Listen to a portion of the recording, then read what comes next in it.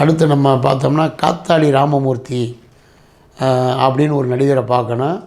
அவர் பார்த்திங்கன்னா அவர் மிகச்சிறந்த நடிகர், நாடக நடிகர் வேறு. குறிப்பாக அவருக்கு படம் நீங்கள் சொல்லணும்னு பார்த்தீங்கன்னா இதுதான் பட்டிக்காட பட்டணமான ஒரு படம் பார்த்தீங்கன்னா அதுலேயே வருவார். எப்படி வருவார்னா ரிக்ஷா தொழிலாளியாக வருவார். ரிக்ஷா தொழிலாளியை வந்து மெட்ராஸ் பாசையில் வந்து ஆட்சி மனோரமா மயக்கி வீட்டுக்குள்ளே போய் கெடுக்க முயற்சிடும் போது அட்டி வெளுத்துரும், மனோரமா வெளுத்துருவாங்க. அப்போ அக்கா நான் அந்த ஊர் தான் அப்படின்னு சொல்ல வந்தாலும் யாரான்னு கேட்கும்போது இந்த மாதிரி சொல்லுவார், நான் வந்து இன்னார் மையம் இன்னாருன்னு சொல்லும்போது, டேய் நீ எனக்கு தம்பி முறை வேணும்டா அப்படின்னு சொன்னா, அக்கா என்னக்கா சென்னைக்கு வந்திருக்க அப்படின்னு கேட்பார். அப்போ மனோரமா சொல்லு, ஏண்டா இந்த அப்போ சினிமா பார்த்து சிவகாசி கணேசன் மாதிரி நடிக்கணும்னு ஓடி வந்தையே, நீ இப்போ என்னடா செய்கிற அப்படின்னு கேட்கும்போது அவர் சொல்லுவார் டைலாக்கு, ஊரில் இருந்து ஓடி வரவங்களாம் சிவாஜி கணேசன் ஆயிர முடியுமாக்கா, ஏதோ ஆசைப்பட்டு வந்தேன் இப்படி ஆகிப்போச்சு அப்படின்னு சொல்லி அந்த காத்தாடி ராமமூர்த்தி மிகப்பெரிய நடிகர். நிறையா படங்கள் நடிச்சிருக்கார். கீழ்வனசம் பார்த்தீங்கன்னா எம்எல்ஏ, பக்கத்து வீட்டு எம்எல்ஏ அப்படிங்கிற கேரக்டரில் வருவார் அவர்.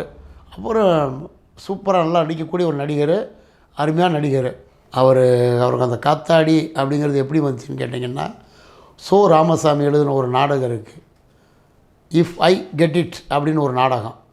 அந்த நாடகத்தில் காத்தாடி அப்படிங்கிற ரோலில் அவர் நடித்தார். நடித்ததில் அவருக்கு காத்தாடி ராமமூர்த்தினே அவருக்கு பேர் வந்துருச்சு.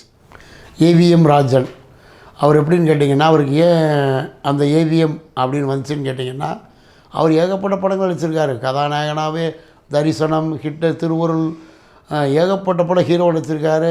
எம்ஜிஆர் கூட எங்கள் தங்க நடிச்சிருக்காரு. சிவாஜி கூட எண்ணற்ற படங்கள், அதாவது பச்சை விளக்கு, அதே மாதிரி பார்த்திங்கன்னா சிவகாமியின் செல்வன், நிறையா படங்கள் நடிச்சிருக்கார் ஏவிஎம் ராஜன்.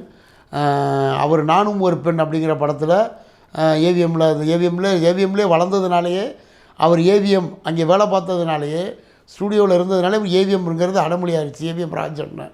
அவர் தான் நடிகை புஷ்பலதாவை கல்யாணம் முடித்தாங்க. அவங்க ரெண்டு பேரும் பிரபலமான ஜோடியாக இருந்தாங்க. ஆடவன் கட்டில் எந்த படத்தில் பார்த்தா ரெண்டு பேரும் ஜோடியாக தான் நடித்தாங்க.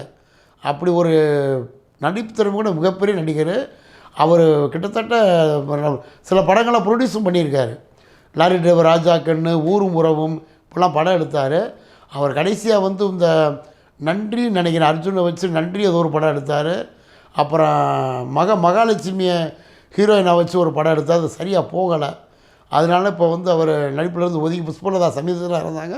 இப்போ கிறிஸ்துவ மத போதகராக மாறிட்டார். இப்போ அவர் இன்னமும் நல்லா ஹெல்த்தியாக இருக்கார், நல்லா இருக்கார். அவர் அற்புதமான நடிகர், குணச்சித்திர நடிகர். ஹீரோ எந்த ரோல் கொடுத்தா நல்லா பண்ணுவார். அப்படியே கொஞ்சம் நடிகர்.